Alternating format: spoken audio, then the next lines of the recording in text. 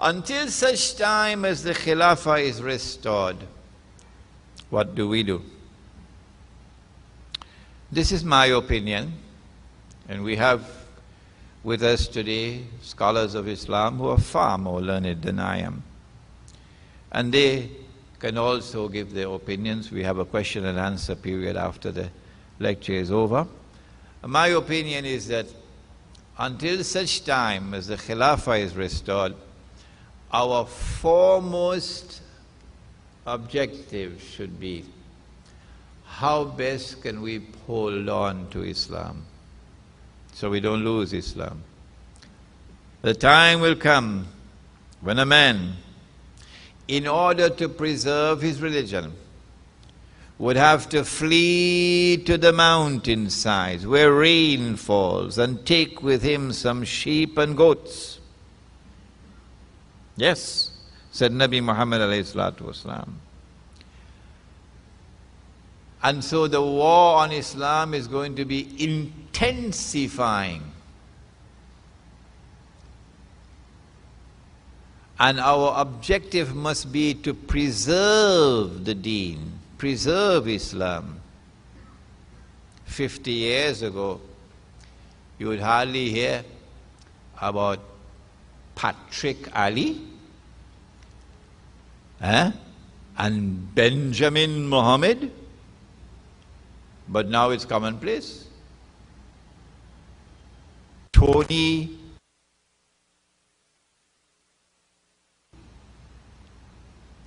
and when you say Salaam Alaikum, what is that? What is that? Now it's commonplace. Every family is losing. You know it. Well, then when you see this unraveling taking place, when you see money being lent on interest, you know Haji Ruknuddin, I told you the story. 50 years ago, had a fellow used to lend money on interest, Trinidad and Cuba.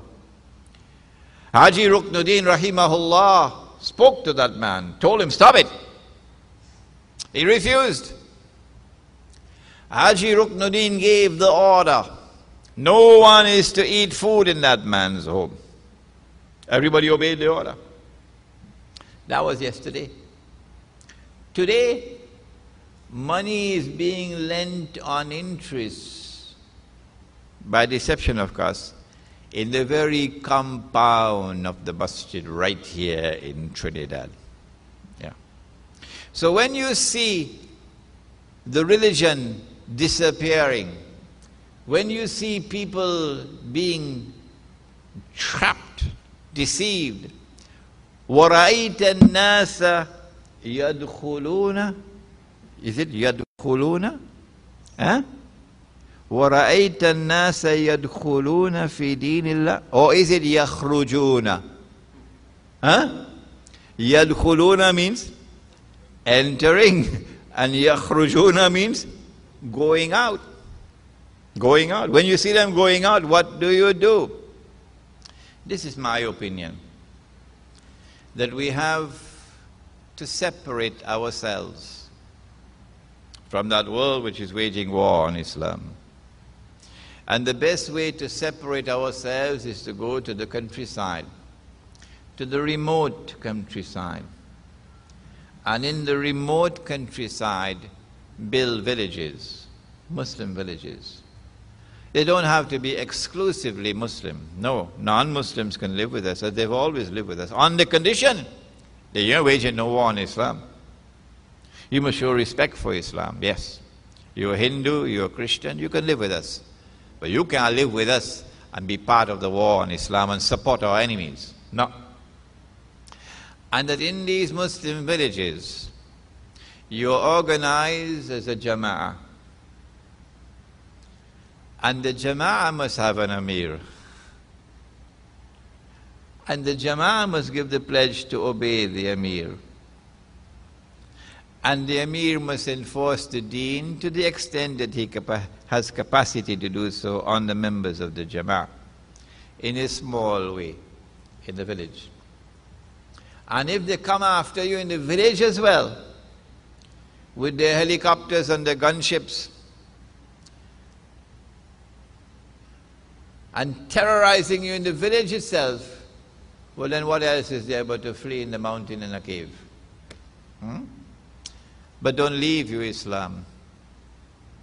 Don't allow them to rob you of your Islam. Innahum, says Surah Al-Kahf, Innahum iyazharu alaykum yarjumukum aw yu'idukum fi millatihim walan tuflihu idhan abada. Those of you who are reciting Surah Al-Kahf every Jummah, you recognize the ayah. When they know that you are a Muslim, they're going to come after you. They're going to come after you.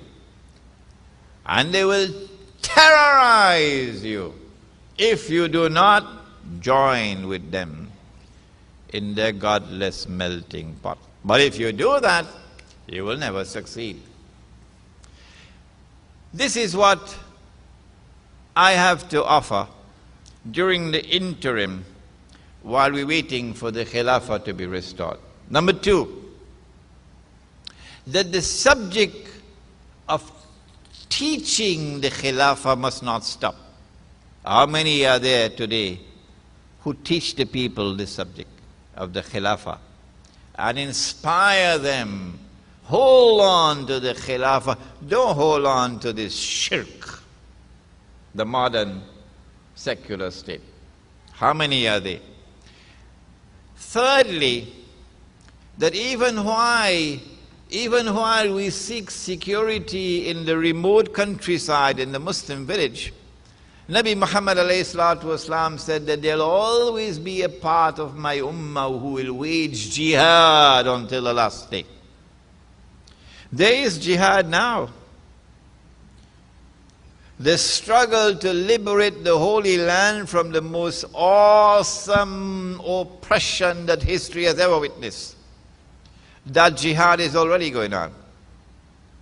This afternoon we'll explain to you how it is Hamas won the elections. Not surprising.